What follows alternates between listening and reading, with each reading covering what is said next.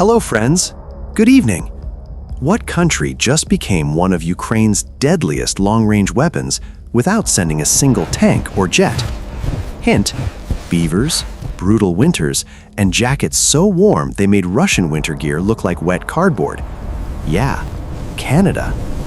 On December 16th, Ottawa quietly announced a new aid package for Ukraine. No headlines, no spectacle, but on the battlefield, it's devastating. Along with drones, winter gear, and maintenance support, Canada committed $296 million in advanced optical and infrared imaging and targeting systems, with 140 units already delivered and more coming in 2026. And this matters because modern war isn't about who shoots first, it's about who sees first. Ukraine's battlefield is saturated with drones. Everything is watching everything else. The side with better eyes wins, and Canada is giving Ukraine some of the best eyes in the world.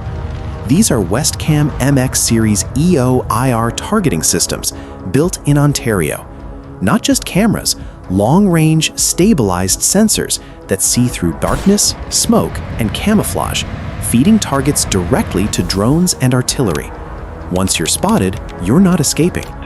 Russia can replace tanks, they can replace shells. What they can't replace is invisibility, and Canada just took that away. Thanks. You are watching Skyjet Wings. These are the same eyes used by NATO Special Operations Aviation, US drones hunting ISIS, Coast Guard surveillance aircraft, and a long list of Western ISR platforms with budgets that could make Elon Musk pause. Now Ukraine is getting them. MX-15s and MX-20s, fully stabilized electro-optical and infrared sensor turrets. These systems can spot, track, identify, and laser designate targets from distances Russia really does not want to think about. And these aren't just fancy zoom lenses. They lock onto targets automatically. They remain stabilized through turbulence, recoil, shock, and vibration. They fuse daylight cameras, thermal imaging, and laser rangefinding into one hunting system. They see through darkness, dust, smoke, fog, and cold. If Russian units thought winter or night movement was hiding them, Canada just sent a polite message that reads, "Negative, you're visible."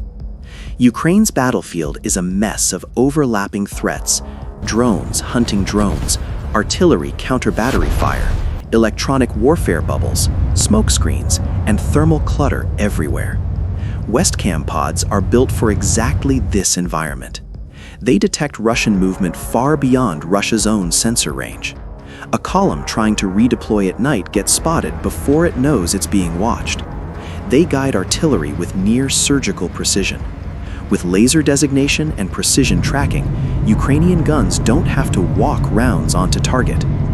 First round lands, second finishes the job, a third is usually pointless. They also make drones dramatically more lethal. Not FPVs, but the larger strike and reconnaissance drones. Mounted with stabilized Westcam optics, these drones become airborne ISR platforms that used to cost nations billions of dollars to field. And most importantly, they erase Russia's night advantage. Russia prefers moving after sunset because many FPV operators lose visual contact. These systems don't. Thermal doesn't care about darkness.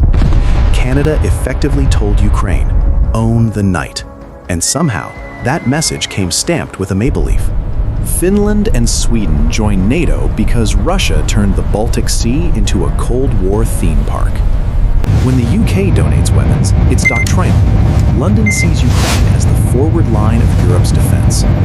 But when Canada donates, they're doing it because it's right. Canada has no immediate territorial threat from Russia, unless you count the slowly melting Arctic. There's no hard strategic obligation, no ticking alliance tripwire. What there is moral clarity. Canada is the friend who helps you move apartments, even when they never promised to. The neighbor who snowplows your driveway at 4 a.m. because they were already clearing theirs. When they see a bully, they don't ask whether it's their problem. They just step in. Say what you want about Canadian politics, but on Ukraine, they've shown spine. You've seen this before. Ukraine needed winter gear. Canada showed up with jackets so warm they could keep a polar bear cozy on a bad day. while Russia was handing out coats that folded under wind chill. Now Canada's back. This time, instead of parkas, they're delivering thermal imagers.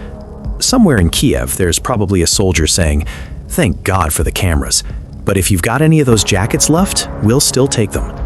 So let's talk about Westcam, because this is serious kit.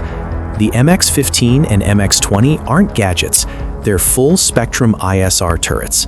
Multi-sensor systems with high-resolution daylight cameras, thermal imagers, laser rangefinders, laser designators, stabilized gimbals, automatic target tracking, and geolocation. They integrate into helicopters, fixed-wing aircraft, naval drones, UGVs, large UAVs, and a growing list of Ukrainian improvised platforms. They're rugged, modular, NATO standard, and combat-proven, from Afghanistan to Syria to East Africa. Ukraine will mount these on anything that can carry them, possibly bicycles at this point.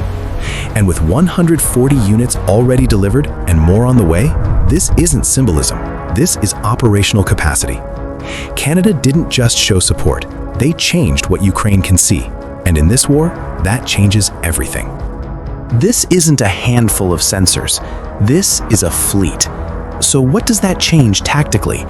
Ukraine's kill chains get shorter, and in modern war, speed is everything.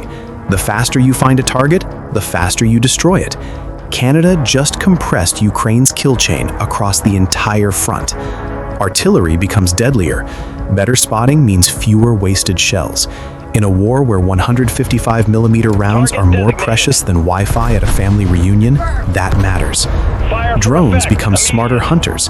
A single drone carrying a Westcam pod can now perform reconnaissance missions that once required an entire manned aircraft and crew. And Russia loses freedom of movement. Night, fog, snow, smoke, none of it works anymore. Vehicles light up like heat signatures on a Black Friday map. Russian units can no longer rely on darkness or weather to reposition without being seen. Here's the part that needs to be said out loud. Canada is stepping up because the world is watching. If Ukraine falls, autocrats everywhere take notes. The global security order weakens. Every mid-tier democracy becomes easier to pressure, easier to threaten. Canada helps not because it must, but because it can. And yes, this also puts Canadian defense industry directly into Europe's largest war since 1945. Westcam systems are now part of Ukraine's warfighting backbone. That's a strategic legacy. Zoom out. Germany sends tanks. The US sends missiles. The UK sends long-range strike systems. Poland sends everything that isn't bolted down. Sweden sends next-generation weapons and NATO doctrine. Canada sends the tools that make all of that work better. Canada is the quiet force multiplier in the room. And in this war, that may matter more than anyone expected. So what do you think, Vlad? Is it a force multiplier? Snap out of it, buddy. Don't worry, the war will be over soon. This guy stinks. When was the last time you met soap? Anyway, Canada is one of those contributors that amplifies everyone else, quietly, disproportionately. And here's the thing, because this aid isn't flashy, it barely makes the news anymore. So, if no one else is going to say it, I will. Canada has already delivered armored personnel carriers, trained Ukrainian recruits, supplied ammunition, donated drones, shipped cold weather gear, funded expanded ammo production, delivered electro-optical and infrared targeting systems, supported maintenance and sustainment training, and increased direct budgetary support to Kiev. No one gets to say Canada isn't pulling its weight, and they're not done. Next steps likely include more UAVs, more advanced optics, additional artillery ammunition, and potentially joint production of Canadian-made sensors inside Ukraine. Canada isn't drifting away from this war, it's shaking off the snow and staying in it. Here's the doctrinal truth. Wars aren't won by the loudest weapon anymore. They're won by the weapon that sees first. Russia is fighting a 20th century war. Canada is helping Ukraine fight a 21st century one. Canadian optics are flying on Ukrainian drones. Canadian thermal cameras are spotting Russian troop movements. Canadian targeting systems are enabling long-range Ukrainian strikes. That's not just military aid, that's alliance DNA, shared across an ocean. If you want to see more countries step up like Canada has, you know the drill. Subscribe, join the channel. Attention makes it harder for governments to look away. And yes, if irritating Vladimir Putin is a side effect, that's just a bonus. Glory to Ukraine. Glory to the heroes. Crimea is Ukraine.